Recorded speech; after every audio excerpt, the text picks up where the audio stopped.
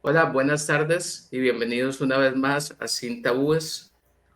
El día de hoy vamos a hablar con un amigo que vivió una experiencia bastante frustrante, de la que estoy completamente seguro de que los costarricenses no tenemos idea de que esto ocurre o no sé si realmente ocurrirá en nuestro país. Vamos a hablar con Daniel. Daniel, primero que todo, bienvenido. Gracias Muchas gracias.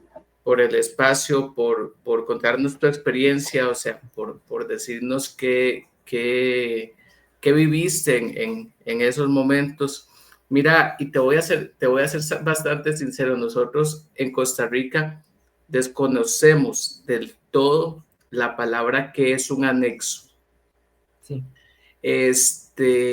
Nosotros acá conocemos una que otra situación, digamos, de centros de restauración o cosas como por el estilo, dentro de los mm, cuales usted paga cierta cantidad y como a los 3 meses la gente sale, pero nunca nada, digamos, con respecto a lo que se oye allá de los anexos. Incluso hace poco con el caso de Foco Márquez, que también supe que estuvo anexado en algún momento, o el término de cuando te van a anexar o está anexado.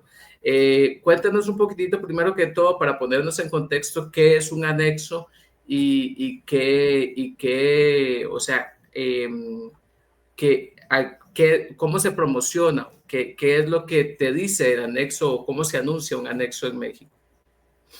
un anexo es un centro de rehabilitación para personas que están bajo alguna sustancia, que tienen algún problema con el alcohol, con algún vicio que tengan y se vende de esa manera. Mínimo aquí en México es muy común ver alguno en eh, alguna cierta cantidad de distancia.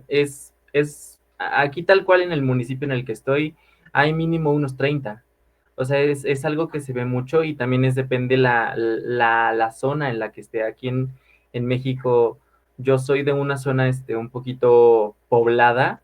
En, en, en algunas circunstancias hay muchas personas están en ciudad, en situación de calle en el área en la que yo estoy, y muchas de esas personas en situación de calle están porque son alcohólicos, porque siempre están bajo la influencia de alguna droga. Entonces hay como muchos de estos centros de rehabilitación para apoyar a estas personas.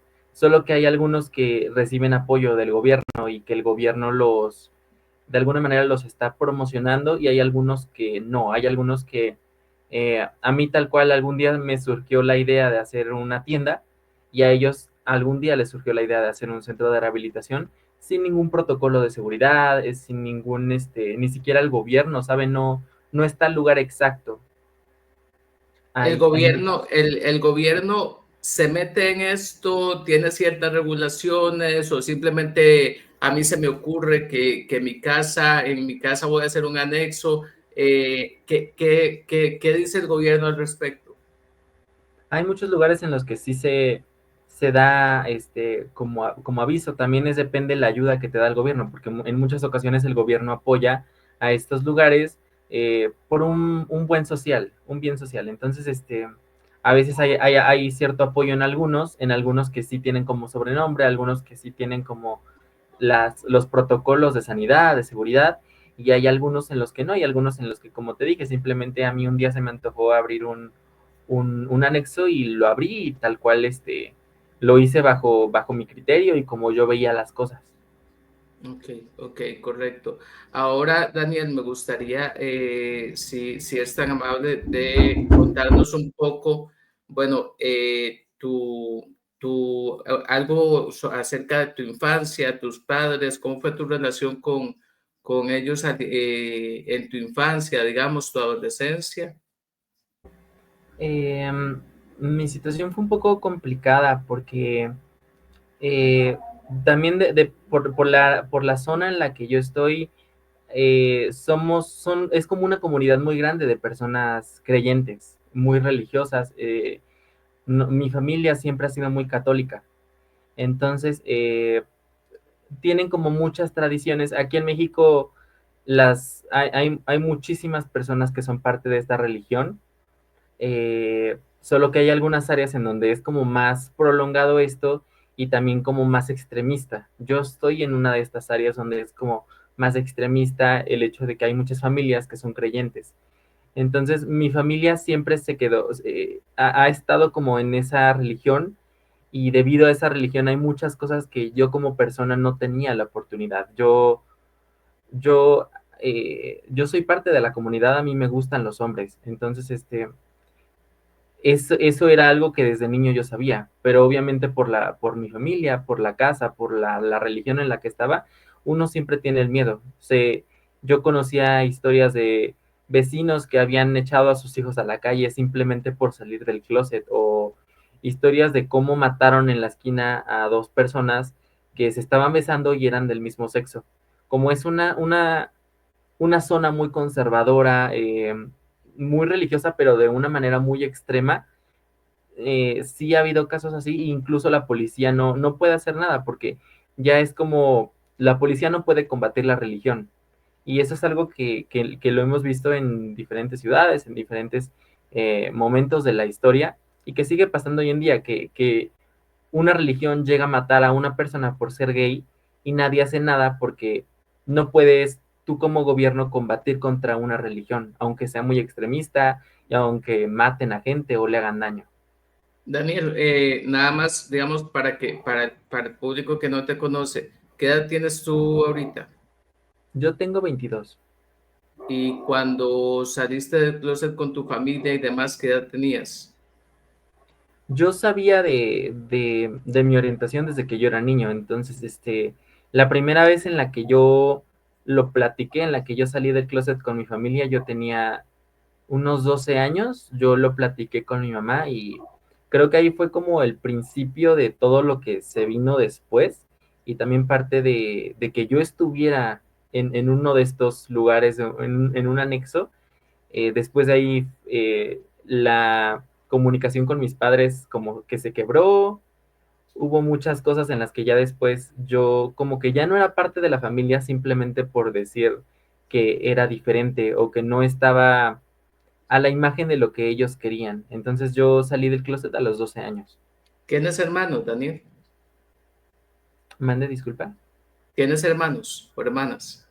Tengo hermanas. Somos cuatro. Yo soy el mayor y tengo tres hermanas menores. Y ellas sí son heterosexuales. Sí, he estado como apoyándolas en cualquier, de cualquiera de las opciones o el cualquier camino que ellas quieran tomar, yo las apoyo y yo desde que ellas estaban muy niñas, yo siempre he sido para ellas una imagen como paterna, una imagen muy importante para la familia, porque nunca las he golpeado, nunca las he maltratado, siempre les he dado como esta pauta de, estás pasando por esto, cuéntamelo a mí, no tengas miedo, porque incluso mis hermanas son tres niñas, entonces llegaron a tener el periodo o llegaban a tener situaciones que a lo mejor yo como hombre no podría comprender tanto, pero investigaba o hacía el intento para poder comprender eso porque mi propia madre ellas no tenían esa confianza para decirle a mi mamá. Y era tan extremista que mi mamá, si mi mamá se llegaba a enterar de que a ellas les estaba dando el periodo, les iba a dar golpes, o no lo iba a entender, o iba a encerrarlas, porque a mí muchas veces me encerraron en closets, me encerraron en cuartos porque quería salir, porque quería tener amigos, pero en la sociedad en la que estábamos y lo extremo en lo extrema que era la religión en la que estábamos, no se podían hacer muchas cosas. Yo no podía escuchar música que yo quisiera. ¿Sabes, Daniel, por qué te lo pregunto? Porque, digamos, sacando cuentas, digamos, o sea, vos saliste del closet o lo confrontaste con tu familia aproximadamente a los 12 años, hace Sí, 10, digamos. sí. Y yo, bueno, soy bastante mayor que vos, y digamos que en mi tiempo, o sea, cuando yo salí del closet y yo tenía 18 años, claro, para mi madre para mi núcleo familiar y la sociedad fue un boom, pero estamos hablando de hace mm, más de 20 años, ¿verdad? Entonces, Sí. me parece increíble que digamos que en México, con todo y que parece que haya aceptación en algunas cosas y de todo, se den este tipo de cosas. Entonces, bueno, pasa eso, digamos, me dices, hay una ruptura ya en tu relación o en tu núcleo familiar, principalmente con tus Sí. padres, y qué pasa después de eso. Después de eso ellos empezaron a darme un trato diferente. Yo ya no me sentía seguro. Si bien siempre se me impuso mucho esa religión desde que yo era niño, yo no tuve, y creo que todavía es algo como que está como muy marcado, sigue en mi familia muy marcado. Ya cambiaron algunas cosas, pero en ese entonces eran más fuertes, más bruscos, en cuanto a yo no podía tener libertad para a lo mejor preguntar sobre otras religiones o a lo mejor para yo ni siquiera tenía la oportunidad para caminar afuera de alguna otra iglesia que no era de mi religión. Y si lo decía eran golpes, eran maltratos. Entonces, si de por sí ya había como una forma en la que me trataban que ya era medio complicada para mí, para mis hermanas, en donde cualquier cosa que tú hacías estaba mal, cualquier cosa que no estaba de acuerdo a los planes del Señor, estaba mal. Entonces todavía cambió muchísimo más el trato que me daban, eran más golpes, eran más maltratos, me excluían, ya no salíamos juntos, algunas veces ni siquiera mi mamá ni siquiera me cocinaba a mí, cocinaba específicamente para mis hermanas, mi papá y ella, comían y ya me decía que yo buscara como pudiera el cómo comer. Qué duro eso. Y mira, o sea, o sea, te comento porque yo fui activista, digamos, o me considero todavía un activista de la comunidad gay. Y o sea, en este momento lo que me parece más doloroso es que la primera discriminación que vos sufriste fue en tu núcleo familiar, o sea, Sí. quienes primero te hicieron a un lado, quienes primero te dieron la espalda fueron ellos. Está bien y a veces uno tiene que entender pues la sociedad donde crecieron, la enseñanza que tuvieron y de todo, pero, pero eso, o sea, es bastante lamentable, la verdad. Bueno, pasa eso en ese entretiempo y vos, digamos, a nivel de notas estabas bien, no tenías problemas con drogas, nunca tuviste ningún tipo de problema así, eras un joven sano, digamos. Si yo todo el tiempo, como era la imagen paternal de mis hermanas o la imagen que ellas veían como un héroe, como una persona que sabía que las estaba llevando por el buen camino, yo nunca me acerqué ni a sustancias, ni salía a fiestas, ni era, era, era algo que yo quería que ellas se quedaran de mí.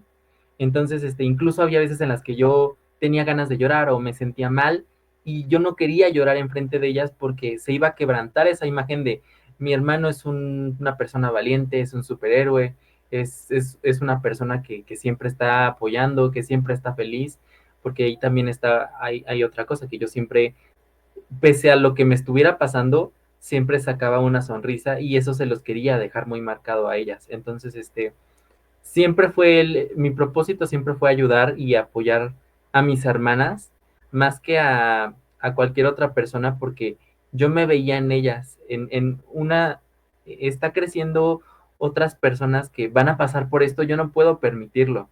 Entonces había ocasiones en las que mi mamá llegaba y ellas hacían algo que no estaba bien y mis papás les pegaban y yo siempre ponía la mano, yo siempre prefería yo recibir los golpes que ellas y siempre las cuidé mucho, las defendí mucho, no quería que pasaran por cosas que yo mismo pasé y todavía también con el miedo es que no sé si ellas eh, n- crezcan con la idea de que todo es como mucha libertad o, también con el miedo de qué tal si ellas también en algún momento se identifican con un género diferente al que está permitido en nuestra religión, o también o que mi hermana a lo mejor sea pansexual o sea sexual. Eso es algo que mi familia no comprendería y yo tengo que protegerlas. Entonces, siempre fue mi motivo protegerlas y muchas de las cosas que yo pasé en esos momentos era por ayudar y no solo ayudarlas a ellas, también de alguna manera ayudar a mi familia porque aunque me maltrataban, aunque yo siempre estuve como mis papás no me quieren, siempre tratar de apoyar a la familia en lo que más se pudiera. Ok, ahora Daniel, cuéntame, bueno, realmente la única razón por la que te anexaron fue por ser homosexual. Sí. ¿Cómo fue ese día? ¿Qué pasó, digamos? ¿Te dijeron un día antes, mira, te vamos a llevar a tal parte o vas a ir a algún lado? ¿Cómo fue, cómo viviste ese evento? O sea, ¿quiénes llegaron, cómo te trataron?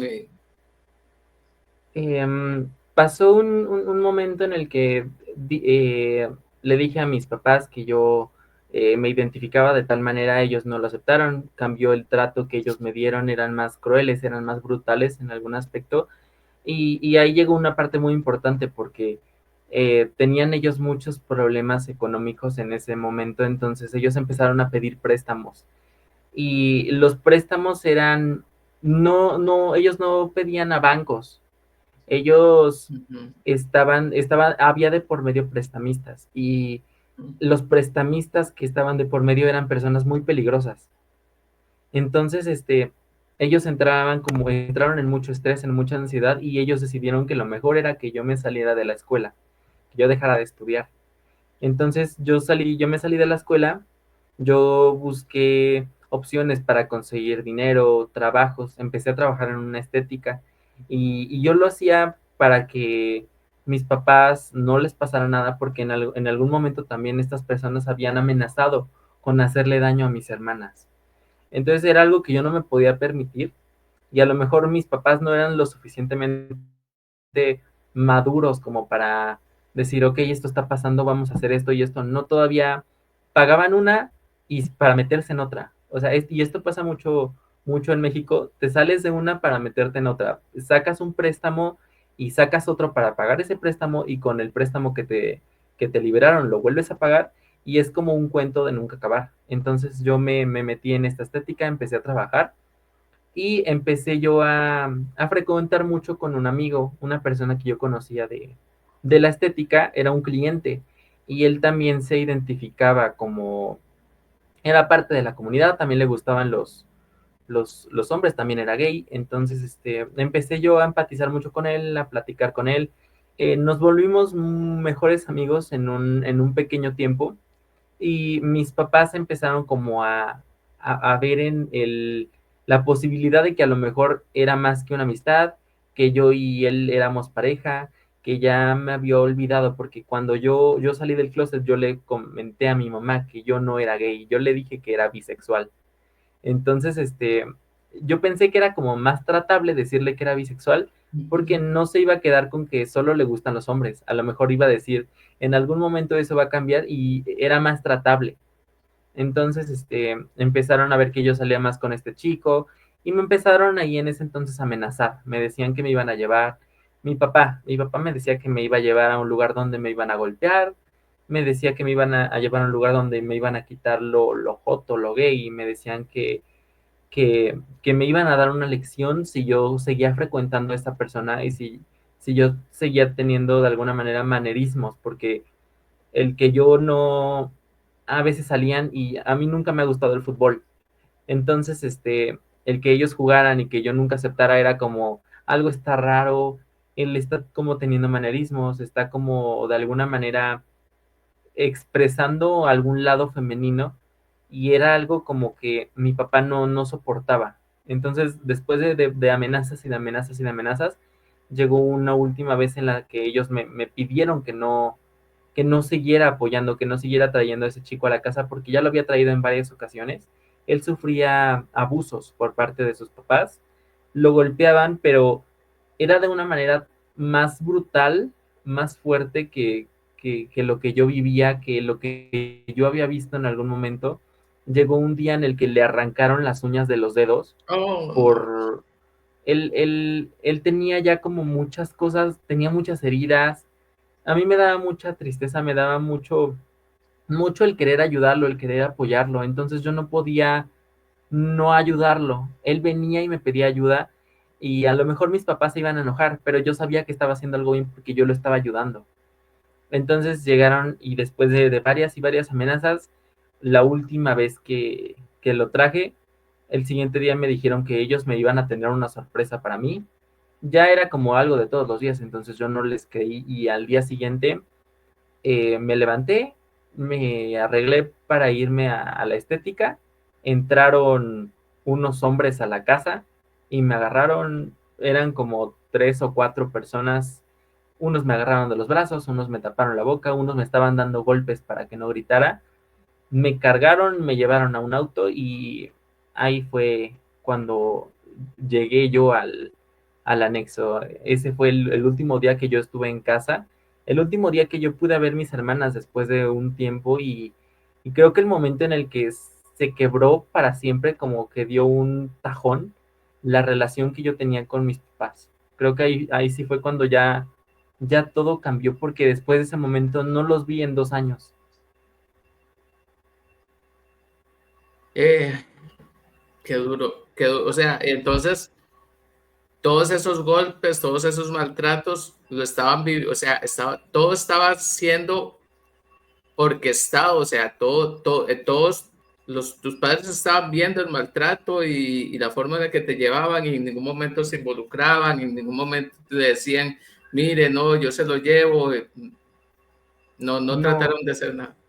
no, eso fue algo que todavía para mí como me causa mucho dolor porque en ningún momento ellos sintieron remordimiento.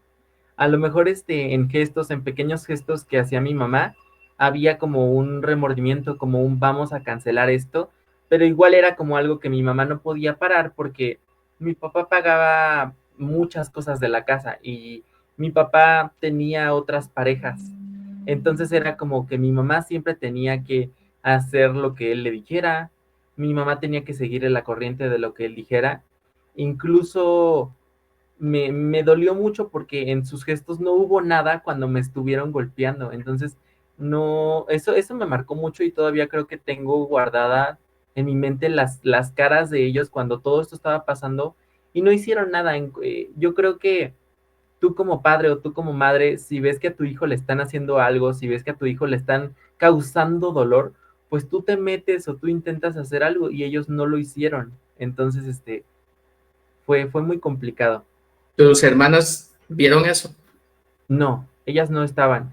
Un día, el día anterior en la noche, yo no sabía, a lo mejor si hubiera sabido que estaba pasando o me hubiera sonado algo, o a lo mejor hubiera escapado o hubiera pasado algo así.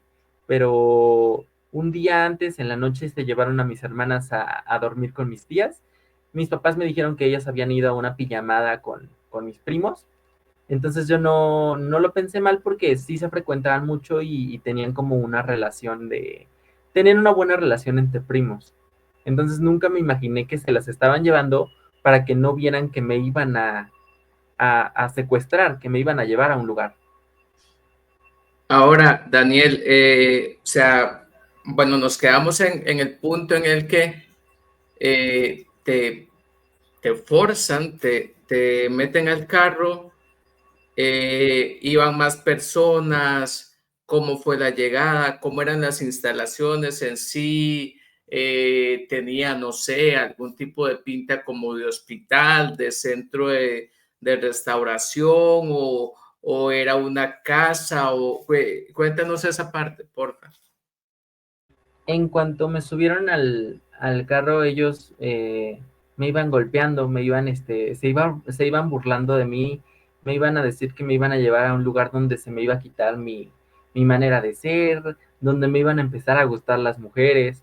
Entonces ellos mismos como que despistaron un poco, como que me engañaron porque estaban haciendo vueltas en carros, se metían en calles, se salían por otras calles, o sea, no, a lo mejor no iban por la ruta adecuada para ir al lugar, entonces como que ellos estaban siguiendo direcciones distintas para que yo no supiera dónde íbamos, pero estuvieron manejando como una hora.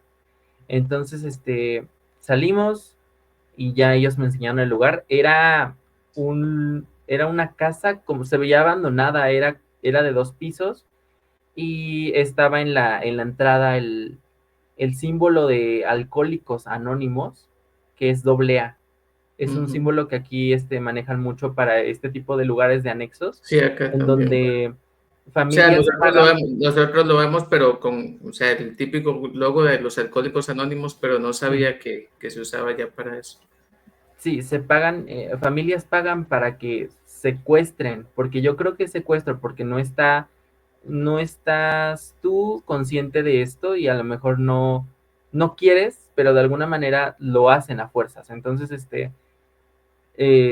familias pagan para que secuestren a familiares que están bajo influencia de alguna droga, de alcohol, y los meten ahí y pagan mes con mes una cantidad para que no los dejen salir, o pagan a veces cantidades más fuertes para que sea como más brutal el trabajo que hacen con ellos, para que se les quiten sus ganas de tomar alcohol o sus ganas de fumar o sus ganas de hacer cosas. Y había personas que metían a familiares ahí que ya estaban siendo buscados por la policía o que habían hecho cosas muy feas, muy atroces, y los metían ahí porque no querían que se los llevara la policía. Aquí en México hay un sistema muy triste, es un sistema muy feo en cuanto a policía, en cuanto a seguridad. México siempre ha tenido problemas con eso. Sí es un lugar muy bonito, hay muchas tradiciones. Obviamente también si vas a lugares, puedas a lo mejor disfrutar de estos beneficios en la seguridad pública, pero en barrios bajos, en lugares donde eh, a lo mejor no hay mucha concentración de gente o no hay plazas o no hay lugares muy céntricos, la seguridad es muy pésima. Entonces, algunos de estos policías se llevaban a estas personas que habían cometido crímenes, que habían hecho cosas así, y no se las llevaban a la cárcel. Ellos mismos las torturaban, o hay historias de que antes de que la policía se llevara a las personas a la cárcel, los violan o los dejan ahí tirados en una esquina muertos. Ellos mismos se desquitan de las cosas que estas personas hicieron, y no hay como no hay seguridad. Aquí en México hay mucho si algo está pasando, primero yo trato como de solucionar las cosas o con mi familia en vez de llamarle a la policía o en vez de hacer algo. Y esto también se vio porque hubo ocasiones en las que yo intenté escapar de este lugar, en donde yo llegué a hablar con policías, me tienen recluido, me están torturando, me están abusando sexualmente, y ellos me llevaban de regreso al lugar. Entonces, no, nunca hubo como un apoyo en de la seguridad de la policía aquí en México, y muchas personas que estaban ahí estaban como escapando de la ley y estaban recluidos ahí, sus mismas familias los habían recluido y nunca pagaron una condena por cosas que habían cometido apenas. Habían casos de gente que era pedófila, había casos de gente que había violado, había un caso especial de un hombre que decían que era caníbal y había cometido estos crímenes, y su familia lo encerró ahí, peligrando otras personas que estaban ahí, peligrando yo mismo de que esta persona llegara a hacerme algo simplemente porque sus familias no quisieron que la policía se lo llevara. ¿Cuánto tiempo estuviste ahí? Yo entré ahí a los 14 años. Después de que salí del closet pasaron 2 años en los que estuve trabajando, estuve viendo por mis hermanas, por mí. Mis hermanas se enfermaban mucho. Entonces yo todo el tiempo tenía que buscar la manera de comprarles las pastillas, de llevarlas al médico, de comprarles vitaminas. Mis papás nunca les dieron como un proceso en el que no tenían vacunas. Ellos no se enfermaban y era como, no, pues ponte algo casero, unas ramas de estas hierbas en un té y se te va a quitar. Entonces yo empecé a trabajar para esto, entonces pasaron 2 años y a los 14 años fue cuando yo entré a este lugar. Este, entraste a los 14. Entré a los 14. Ok. Bueno, me decías, entraste a los 14 y ¿cuánto tiempo estuviste ahí? Estuve 2 años. 2 años. Este, bueno, entonces para entenderlo un poco, el lugar no tenía una separación de por aquí están los alcohólicos, por aquí están los No. maleantes, por aquí, o sea, todo el mundo estaba, digamos, como si fuera un mismo salón de clases, por narrarlo de alguna forma, ¿verdad? Sí. Este, ¿cuándo, cuándo empezaron los maltratos? ¿Cuándo empezó la agresión? ¿Cuáles eran sus técnicas en teoría para quitarte lo gay o qué era lo que ellos hacían para hacerte mejorar en su teoría? Desde el primer día empezaron los abusos, creo que ni siquiera había pisado el lugar cuando ya los estaba sufriendo. Era una casa que se veía descuidada, la casa. Sí tenía el símbolo de que era Alcohólicos Anónimos, pero no había como un título específico del lugar. Simplemente estaba como el símbolo afuera y ya la gente ya sabía que era un lugar de esos. Entonces, por abajo, cuando entrabas al lugar, era una casa. Habían cuartos, había baño, estaba una sala, y en la parte de arriba era donde estaban las personas, estaban en un cuarto, era un cuarto, la verdad el cuarto era muy grande, pero no tenía, era simplemente un cuarto, no tenía ni muebles ni nada, tenía algunas sillas que estaban ahí y había como un lugar donde tú te subías para platicar de cosas. Había también momentos en los que venía como gente cristiana a evangelizar, a platicar de Dios y se subían a esos como pódimos, pero era un cuarto donde todas las personas las echaban ahí. Había ¿Qué, algunos que tenían perdón, cobijas. ¿qué quieres decir con Podemos? Creo que no lo entendemos acá. Eh, Como una un, terraza, como un... no, estaba el cuarto, estaban las sillas y estaba como el lugar donde se subían las personas que de alguna manera iban a exponer algo o iban a Ah, platicar ok, de como algo. un podio, como un Ajá, atrio, como un altar, algo así. sí, Ok. sí, y ahí metían a todas las personas. Éramos muchos, eran como 130, 150 tipos en un mismo cuarto. Algunos tenían cobijas y se tiraban ahí con sus cobijas. Habían otros que no tenían y se dormían en las sillas, pero todos estaban en el mismo lado, recluidos, y estaba ese lugar y luego estaba otro donde pasabas un pasillo y estaba otro lugar que era similar, igual estaba cerrado, pero este era de mujeres. Ujú. Entonces Daniel, estaban así.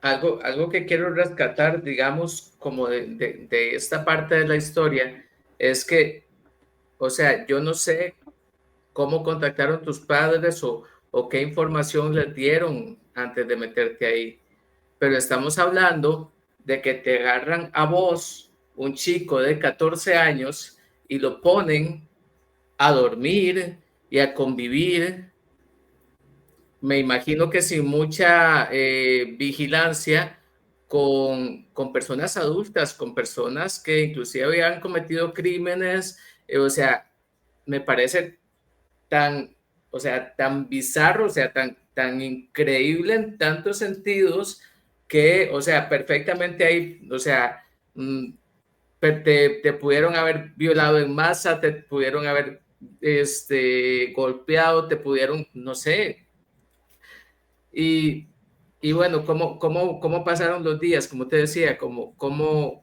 sea, cómo te llevabas con la gente, cómo te trataron, o sea, ¿cuáles podrías decir que fueron las experiencias más fuertes o más traumáticas que viviste ahí? Em, la primera noche que pasé ahí, me metieron a un baño.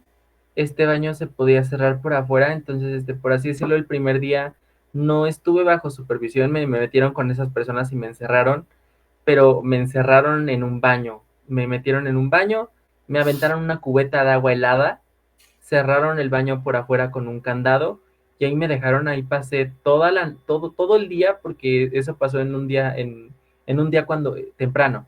Entonces pasó todo ese día, pasó toda la noche y al siguiente día, como por las mismas horas, me sacaron. O sea, me dejaron todo ese día. Yo no había comido, no tenía nada, no tenía ropa o sea, estaba todo mojado y estaba en ese baño, hacía muchísimo frío y yo no sabía lo que estaba pasando. Yo todavía no entendía, yo no sabía que era un anexo, yo no sabía que era Alcohólicos Anónimos, yo no sabía muchas cosas, incluso por mi familia que era muy conservadora y no se hablaban de muchas cosas, yo ni siquiera sabía cómo tener relaciones sexuales. Entonces, yo no sabía lo que era un condón, yo no sabía muchas cosas que en ese lugar yo conocí y no de la manera en la que a lo mejor un chico de mi edad lo hubiera querido. Entonces, fueron muchos abusos. El primer año fueron puros abusos, fueron golpes. Los golpes era como, ellos me mandaban a una área, cada uno tenía como una área, como si estuviéramos en la cárcel, como si estuviéramos presos y tuviéramos que ganarnos el derecho de estar ahí. Entonces, a mí me metieron en la cocina, yo estaba en la cocina con algunas otras personas que habían elegido para ser parte de la cocina, y cuando algo salía mal, cuando me quemaba, porque yo no tenía idea de muchas cosas, entonces tú cocinas y cocinas para muchísimas personas, puedes llegarte a quemar, puedes llegar en algún momento, como son grandes las ollas donde está el alimento, se te puede llegar a caer y todo eso, si en algún momento llegaba a pasar eso, yo no me la, yo ni siquiera me daba cuenta cuando ya me habían golpeado con un palo, cuando ya me habían quemado con un utensilio de cocina, cuando ya me habían tirado al piso, cuando ya me habían echado agua hirviendo en el cuerpo. Fue puros abusos en ese primer año. En el lugar también conocí personas que también las habían metido por su orientación sexual, las habían metido por ser diferentes de alguna manera. Y es que ellos tenían un folleto y en el folleto estaba el conversión de, o sea, puedes meter a tu familia si son alcohólicos, si son drogadictos, pero también los puedes meter si son rebeldes, o también los puedes meter a un programa de conversión si son gays o si son parte de la comunidad.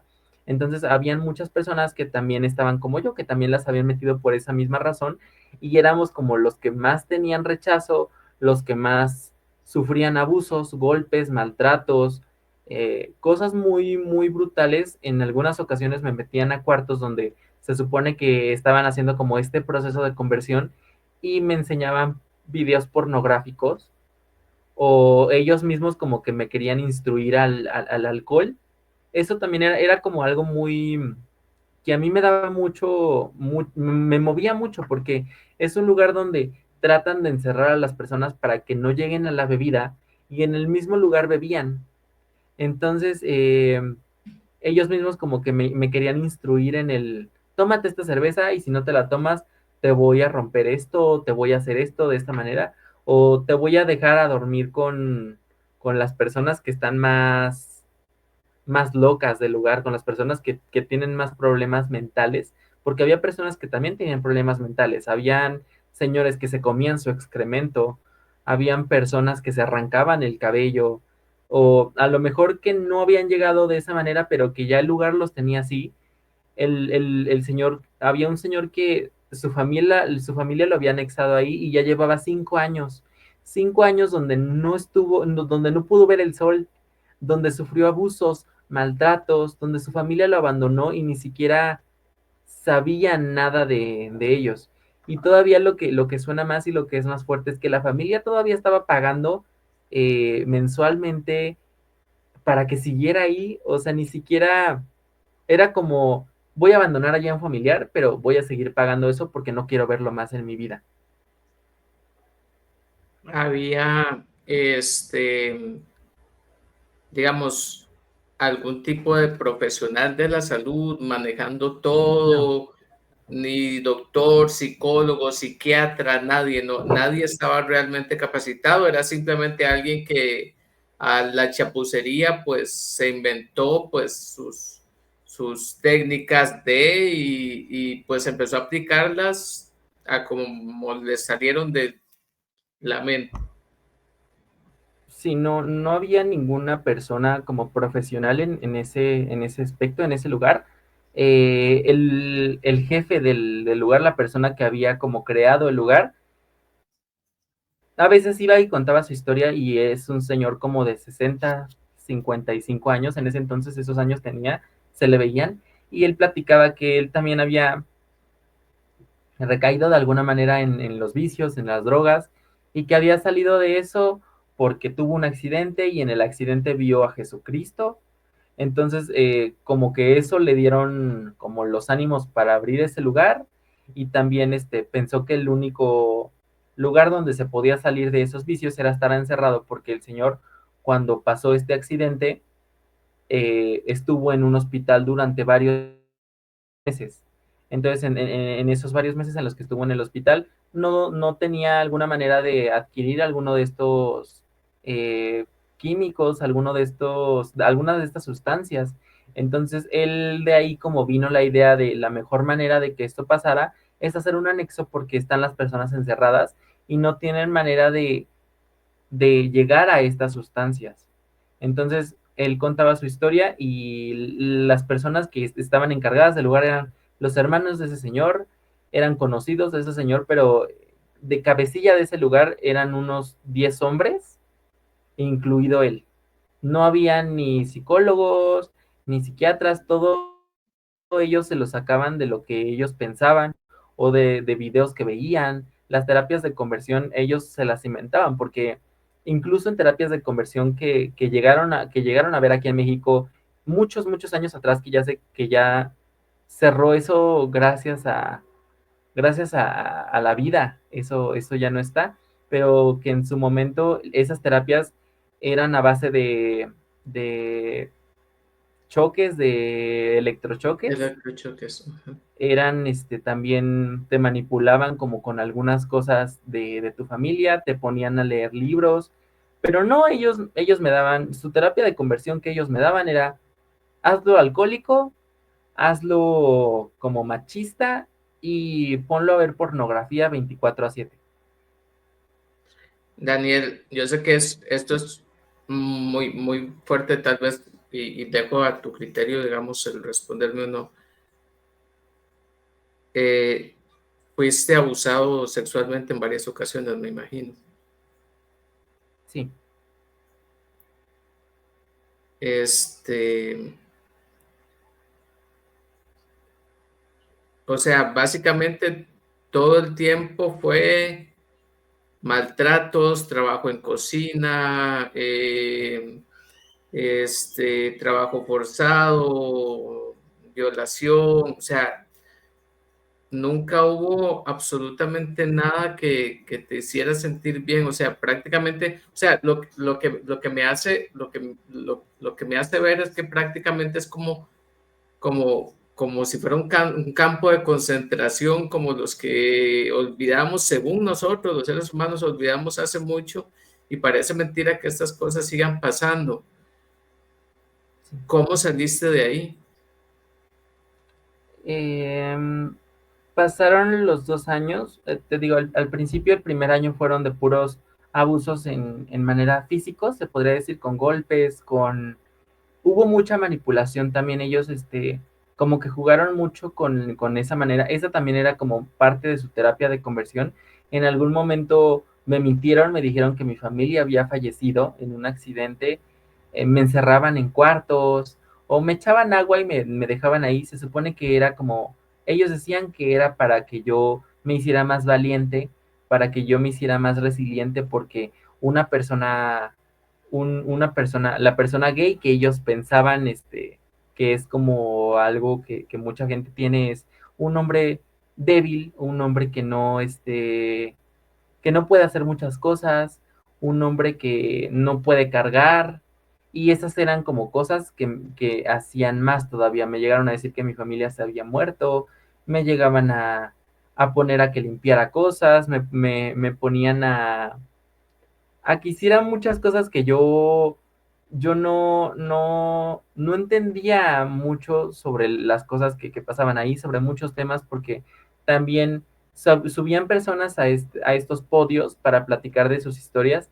y eran historias muy fuertes donde habían abusado de su madre, o habían hecho cosas con sus hijas, o hablaban de prácticas sexuales muy explícitas, muy fuertes, algo que en muchas ocasiones a mí me revolvió el estómago. Yo tenía 14 años, yo no sabía qué estaba pasando ahí. Habían personas que estaban contagiadas de VIH, habían personas había de todo tipo de persona, todo tipo de ser humano que te puedas imaginar, que a lo mejor tú como que imaginas, esta persona está en la cárcel, estaba en este lugar. Eh, Pasando el primer año, empezaron los abusos sexuales. eh, Fueron muy fuertes, se intensificaron cada mes de una manera muy fuerte, que llegaron a ser prácticamente tres o cuatro, mes con mes, que yo sufría de estos abusos sexuales, y no eran prácticas, eh, todavía como si pudieras decir una violación, mm, por así decirlo, rutinaria, ¿no? Lo que tú te imaginas con una violación. Ellos me cortaban con objetos que No, tenían, me llegaban a introducir bebidas alcohólicas por partes donde te imaginas, llegaban a grabarme, llegaban a pedirme que lamiera el suelo, que actuara como si fuera un animal, un perro, eh, muchas cosas. Muchas veces yo pensé que iba a morir en estos, en estas acciones, porque yo ya no me podía mover. eh, Llegué a sangrar mucho por muchos lugares. Todavía creo que es algo muy fuerte, y también creo que es algo del destino el que yo esté hoy en día aquí, y que no me haya desangrado o no me haya muerto en alguno de esos encuentros que fueron muy fuertes, fueron muy brutales. Alguno de ellos lo llegaron a grabar y lo llegaron a publicar en redes sociales. Entonces, yo no entendía lo que estaba pasando. Igual era como que ya no podía hacer nada. Llegaban entre 3 4 hombres que tenían 30 40 años. Yo no podía hacer nada. Ya en los últimos, ni siquiera sentía. Trataba yo como de de, disociarte. de disociar, quitaba eso de mi mente, y a lo mejor viajaba a momentos que me hacían felices. Yo en mi mente, Ujú. veía a mis hermanas, veía a mi familia, y a lo mejor este hombre estaba, aquí conmigo, pero pues yo estaba en otro lugar en mente. Mira, qué fuerte, qué, qué valiente, qué experiencia, o sea, qué resiliencia tienes que haber tenido para salir de ahí y estar donde estás en este momento. Este, realmente me parece que hay, o sea, una avalancha de cosas mal hechas, mal estructuradas.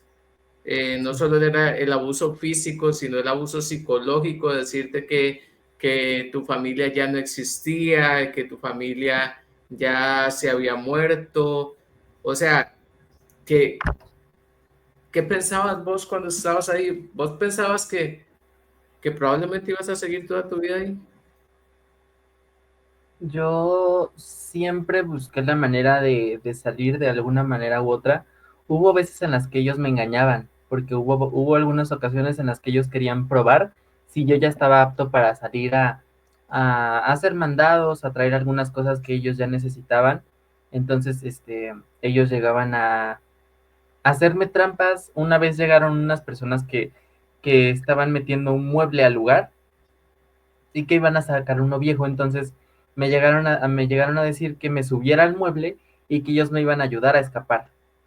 Entonces cargaron el mueble, me llevaron en la salida, lo abrieron y los jefes, las personas que eran parte del lugar, me estaban esperando con palos, ellos estaban esperando a que yo cayera en esas cosas para que hicieran lo que ellos se les antojara hacer conmigo y que no había ninguna restricción, no hubo ninguna restricción. Y te digo, yo siento que de alguna manera se ensañaron conmigo porque me veían débil, porque me veían joven, porque me veían muy niño y ellos a lo mejor estaban reprimidos de alguna manera porque eran muy bruscos conmigo, no tenían, no tenían empatía, no, en ningún momento que llegué a llorar, llegué a suplicarles, no me toquen, no me hagan esto, no me metan las manos, no hagan esto, lo hacían, no sé, no tenían ni tantita consideración conmigo y siempre siempre me decían que nunca iba a poder yo hacer nada porque nadie nunca me iba a escuchar, porque mi familia no me iba a creer. A lo mejor en un mes después salía de ese lugar, pero que mi familia no me iba a creer, que yo nunca iba a contar nada de lo que pasé ahí y, y me amenazaban con que si yo llegaba a decir algo iban a matar a mi familia. Entonces, siempre hubo mucho abuso emocional, psicológico. Yo perdí las ganas de vivir en ese lugar. Yo me sentía muy mal. En ocasiones llegué a pensar en quitarme la vida. eh, Dejé de tener fe en Dios, que es algo que tenía muy marcado en mi casa. La fe la perdí en este lugar y, y no veía yo manera, no tenía escape, no había solución de nada, simplemente tenía que seguir luchando porque en algún momento iba a poder volver a ver a mis hermanas. Eso era como el propósito que yo tenía para seguir día a día y luchar, y yo sabía que en algún momento ellos iban a pagar las cosas que, que hicieron, las cosas que pasó conmigo. En todo este momento me pasaron cosas muy feas. Creo que los únicos momentos en los que yo me sentí bien fue cuando un señor me empezó a apoyar. Había un señor que me empezó a apoyar porque él también había sufrido abusos sexuales. Su familia pagaba una cantidad para que él no tuviera ningún problema en este lugar. Entonces, él dormía en la parte de abajo donde están los cuartos y donde no estás en conjunto con estas personas. Entonces, él como tenía esos beneficios y empatizó mucho conmigo, me comentaba cosas de su vida y él me dio la oportunidad, pagó una cierta cantidad para que ellos me dejaran bajar y empecé yo a ser un poquito más libre en cuanto a algunos pensamientos, algunas cosas que yo sentía, porque podía decirlas con él y él me Sí, sí. apoyaba de algunas maneras. Hubo veces en las que llegaban estas personas llegaban cuando me estaba bañando o cuando yo estaba vulnerable, cuando estaba en mi habitación, era de madrugada y entraban y este señor de alguna manera hacía que ese entorno fuera más seguro y amigable. Él me veía como un hijo. Él tenía un hijo que probablemente tendría mi edad para ese entonces y lo habían matado. Entonces él como fue muy considerado conmigo y me apoyó de muchas maneras posibles. Pasaron meses y este señor salió del lugar.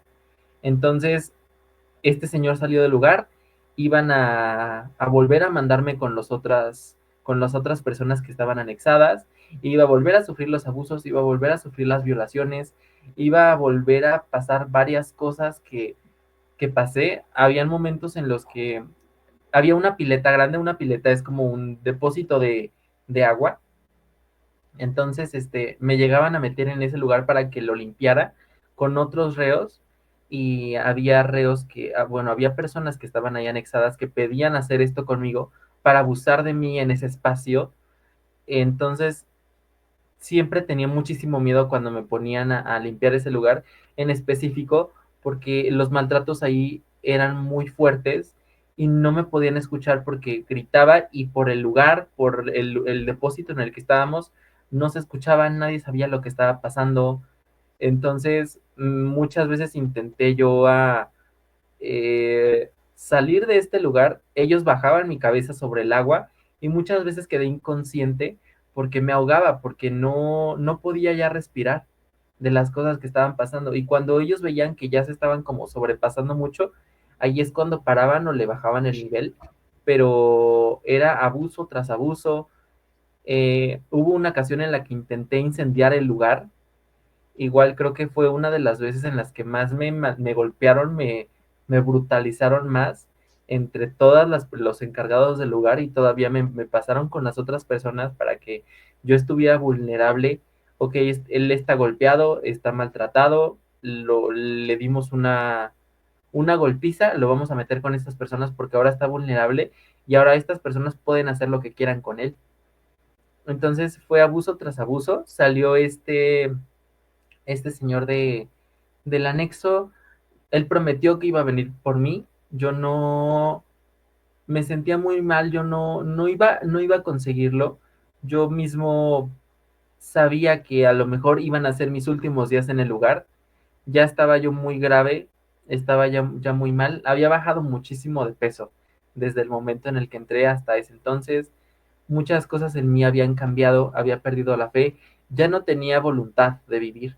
Entonces, cuando él se fue, él platicó conmigo y me dijo, me contó un poco de su historia de vida. Pasaron estos días en los que se fue y empecé a ejecutar mi plan para irme del lugar, para escapar de ahí. Un día ellos ya habían tenido esa confianza conmigo para mandarme a algunos encargos, a las tiendas saliendo del lugar.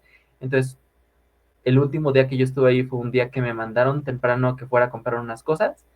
Salí y ya no regresé, me fui a correr de ahí, busqué de todas las maneras posible dar con la única persona en mi familia con la que yo pudiera recurrir, que era mi abuelita. Y ese fue el último día que yo estuve en el anexo. Estuve 2 años con 3 meses aproximadamente que yo estuve ahí. Ahí, mira, yo me pongo un poco en tu lugar, Daniel, y siento que debieron haber sido 2 años tanto de pérdida de fe en la humanidad, pérdida de fe en Dios, porque gracias a esa creencia religiosa que se tenía en tu familia fue que te metieron ahí, la autoestima, ni qué decir, o sea, todo lo que te pudo haber conllevado. Mira, perfectamente claro que el daño que se te hizo ahí a nivel psicológico, a nivel físico, debes tener marcas físicas inclusive de todo lo que pasaste ahí. Me parece lamentable y realmente cuando yo te conocí en el capítulo de otro creador de contenido, mira, yo no pude parar de ver ese capítulo y yo decía, no es posible que estas cosas estén pasando en este tiempo, en este momento. Y mira, México, ante lo que la comunidad internacional pensamos de ellos, o sea, nosotros los que estamos fuera, digamos, lo que creemos como país, sabemos que hay corrupción, sabemos que hay gente que se inventa cédulas falsas, como Marilyn Cote, hay gente que por influyentismos, hay muchas cosas, pero jamás en la vida nos imaginamos que haya procesos de tortura tan fuertes en honor o en virtud de una religión.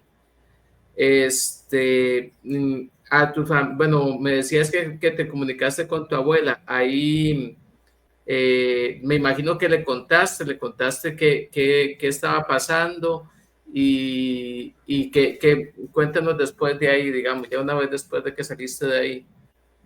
Di de alguna manera con mi abuela. Ella movió unas cositas para que yo pudiera ir con ella a la ciudad natal de mi familia, que es Aguascalientes. Entonces, es una ciudad aquí en México. Yo me fui con mi abuela allá. Vivimos ahí durante unos años y pasaron ahí muchas cosas. Yo pude, creo que es el momento en el que yo he sido más plenamente feliz porque era muy libre, tenía a mi abuela me tenía a mí y yo la tenía a ella y yo la empecé a ver como una madre, como la madre que nunca me dio cariño, como la que nunca me dio apoyo y ella era lo opuesto, ella siempre estuvo en contra de que mis papás me golpearan. Ella nunca supo que yo estuve recluido en un anexo. Ella pensaba que mis papás estaban conmigo y que si en algún momento yo me había ido era porque me había ido a un viaje escolar. Entonces, ella me dio un apoyo, me dio un amor incondicional de madre que yo todavía recuerdo y me lastima mucho muchas cosas, pero creo que es el momento en el que yo he sido más plenamente feliz. Yo me salí de la escuela a finales, bueno, a principios de un grado aquí que se llama secundaria. Entonces, estando allá en Aguascalientes, conocí a un maestro, empecé yo a asistir a las clases que él daba, porque yo siempre traté como de salir de eso, yo trataba de siempre querer aprender, siempre seguir adelante. Entonces yo tomaba clases que él daba y él en algún momento me llegó a apoyar a conseguir mi certificado escolar y fue algo muy, muy difícil para mí, muy bonito para mí porque era feliz, pero también muy difícil porque no podía ver a mis hermanas, nunca después de ahí, nunca volví a ver a mi mamá. Se puede decir que no vi a mis hermanas, ni a mi mamá, ni a mi papá durante los 2 años que estuve y el tiempo que estuve afuera con mi abuelita. Entonces pasó un tiempo, mi abuelita empezó a enfermar, se vino a Ciudad de México para que la pudiera ver algún doctor, para que ella Ya, pudiera asistir a un ya en ese hospital. momento eras mayor de edad.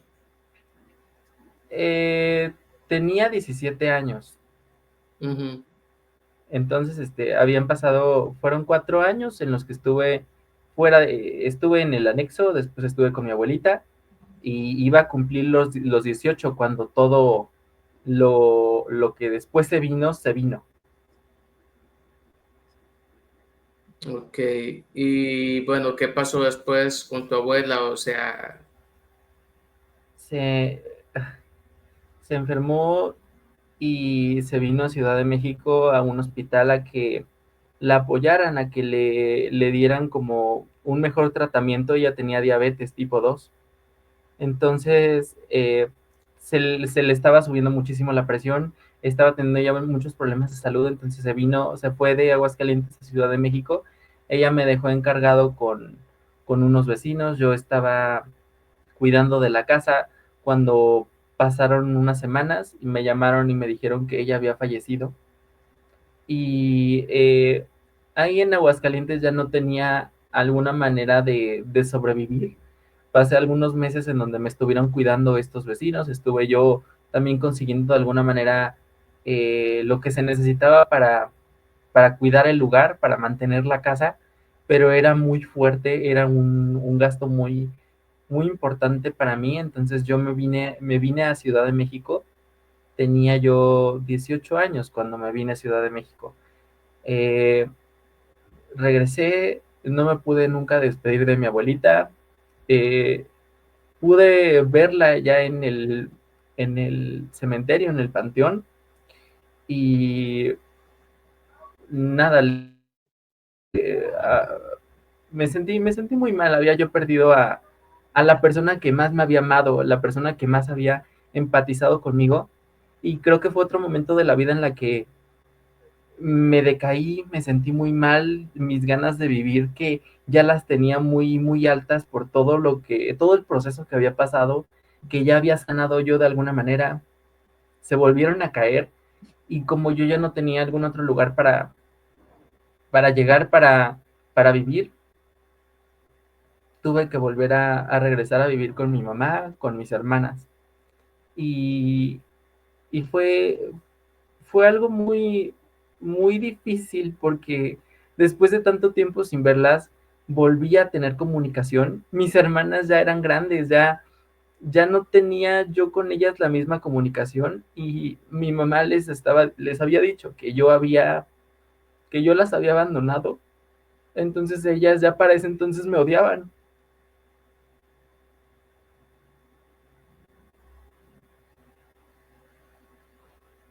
Qué duro. Sí. En algún momento lograste explicarles, lograste conversar con ellas o ya nunca, o sea, ya nunca fue lo mismo.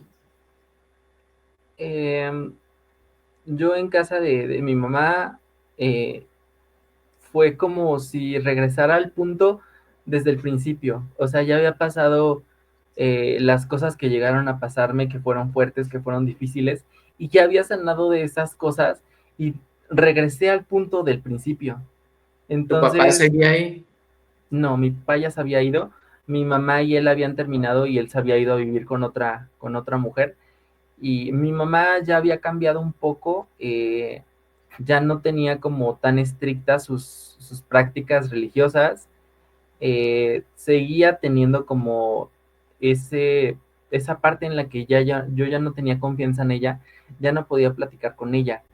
Y mis hermanas ya no hablaban conmigo, ya me tenían había mucho odio en sus corazones y ese odio lo había sembrado mi mamá, mi papá, mi familia. Entonces yo me di a la tarea de seguir ahí y ganármelas poco a poco, seguir estando fue algo constante de seguir apoyando, seguir platicándoles a ellas, a lo mejor contarles lo que realmente pasó. En ningún momento les conté como tal todo lo que había pasado, pero sí les dije que estaba recluido en un lugar, que mis papás me habían internado en ese lugar, eh, y que por eso no había estado con ellas.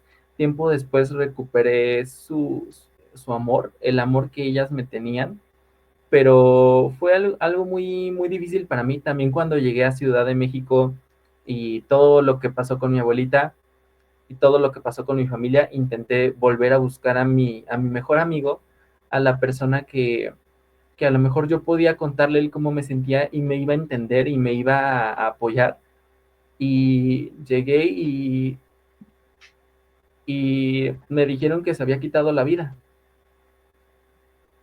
Me dijeron que en el tiempo en el que yo estuve anexado, intentó comunicarse conmigo, intentó llegar a mí de alguna manera. Y como ya no tenía más apoyo, como ya no lo apoyaban, como lo seguían maltratando, como era el apestado en la zona en la que estábamos, se quitó la vida.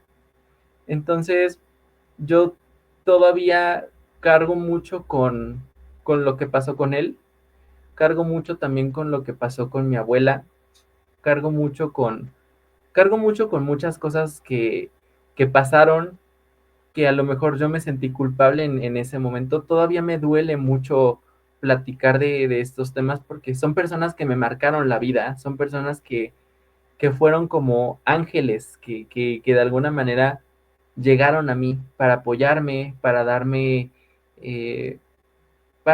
ellos me demostraron la humanidad.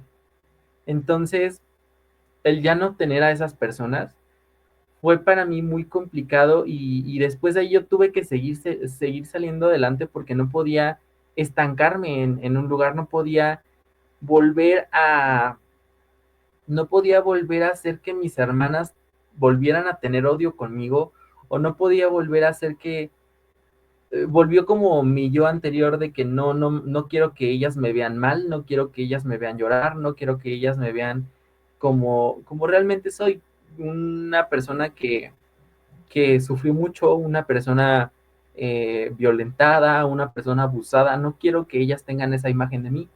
Entonces yo seguí haciendo todo lo posible para seguir adelante, eh, hice todo lo posible para seguir adelante, seguí fue un proceso de sanación muy fuerte para mí, conseguí ayuda psicológica, recibí mucho apoyo en algunas fundaciones de aquí de México que se los agradezco muchísimo y que fueron parte muy importante de mi proceso de sanación interno y físico. Estas asociaciones que se dedican a apoyar a personas de la comunidad o se dedican a apoyar a personas que han sufrido abusos sexuales o abusos físicos ellos me apoyaron de una manera muy significativa para mí porque no solo me dieron terapia, me dieron apoyo, me dieron amor, me dieron una familia. Entonces, gracias a ellos fue que yo llegué a algunos cursos para hacer muñequitos a crochet. Se llaman amigurumis, Sí, los he visto. un es una práctica muy bonita, la verdad, en la que yo aprendí a tejer estando en estos lugares, en estas asociaciones, y gracias a eso hoy en día me sostengo de estos muñequitos que yo hago, también hago pinturas al óleo, practiqué mucho, solté como ese lado creativo que yo desconocía en ese momento, pero que ahora yo puedo mostrar al público. Entonces, creo que mi vida ha cambiado muchísimo desde que todo esto pasó hasta ahorita. Yo creo que ya es un avance muy grande. Incluso yo tenía mucho miedo de llegar a hacer esto. Yo tenía mucho miedo de llegar a salir en el canal que habías mencionado anteriormente a contar mi historia, a contar las cosas que había pasado, pero creo que puede servir para apoyar a personas, puede servir para que se conozca también de estos temas, porque tú mismo lo dijiste, hay otros lugares donde ni siquiera saben que es un anexo y hay personas, hay familias que siguen creyendo que la mejor opción para sus hijos es encerrarlos en un lugar simplemente por no aceptar su orientación sexual. A veces, Daniel, yo creo que las familias, los padres, o sea, era lo que yo te decía al inicio, nosotros como personas gays o como personas diferentes, a veces pensamos que nosotros tenemos que llegar a donde nuestros padres y decirles, mira, soy gay, soy bisexual, soy trans, soy cualquier cosa, y que el fin de semana siguiente nos hagan una fiesta y nos aplaudan y nos apoyen. Hay padres que sí lo entienden, pero ellos tienen una crianza de otra época, ellos vienen de otra, o sea, ellos nacieron en otro mundo. Entonces, no es justificarlos para nada, en ningún sentido. Lo que te hicieron está mal bajo muchos puntos de vista, o sea, bajo muchos, este, eh, bajo todas las aristas donde se pueda ver, estuvo mal. Eh, de corazón, sinceramente, me alegra que haya salido de eso. Que estés aquí dando este testimonio, este, y que tal vez haya con que haya un solo padre que esté pensando en anexar a su hijo por X o Y razón y vea este capítulo y cambie de opinión, ya creo que con eso valió la pena. Valió la pena toda tu historia, todo el esfuerzo que hiciste, porque sé que no es fácil, no es fácil para ti revivir estas cosas, no es fácil volver a traer a colación todos esos sufrimientos, todas esas marcas, todas esas heridas que tienes que seguir trabajando, porque esos 2 años obviamente se van a traducir en muchos años de terapia, Sí, porque fue demasiado lo que viviste. Entonces, Daniel, bueno, el, el capítulo cuando lo vi la primera vez, me conmovió mucho y hoy me ha conmovido aún más, casi hasta las lágrimas. Y cuando empezamos a hablar, yo te lo dije, eres, eres un gran ser humano, eres una persona que se merece triunfar y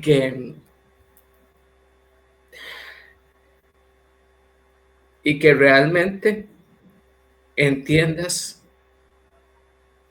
que en la vida la biología nos pone una familia, pero que siempre vamos a tener una familia elegida. Y yo sé que con tu forma de ser y con todo lo que has vivido y con todo lo que has sufrido, va a haber mucha gente allá en México que va a estar contigo y que te va a apoyar. Y quiero que sepas que vas a tener un amigo a distancia también acá siempre. Muchas gracias. No sé si quisieras agregar algo más para antes de finalizar. Eh, Nada, me gustaría invitar a todas las personas que están pasando por situaciones difíciles, que tienen problemas, que a lo mejor les cuesta mucho contar esto o no lo quieren hacer por miedo al rechazo, por miedo a lo que digan los demás.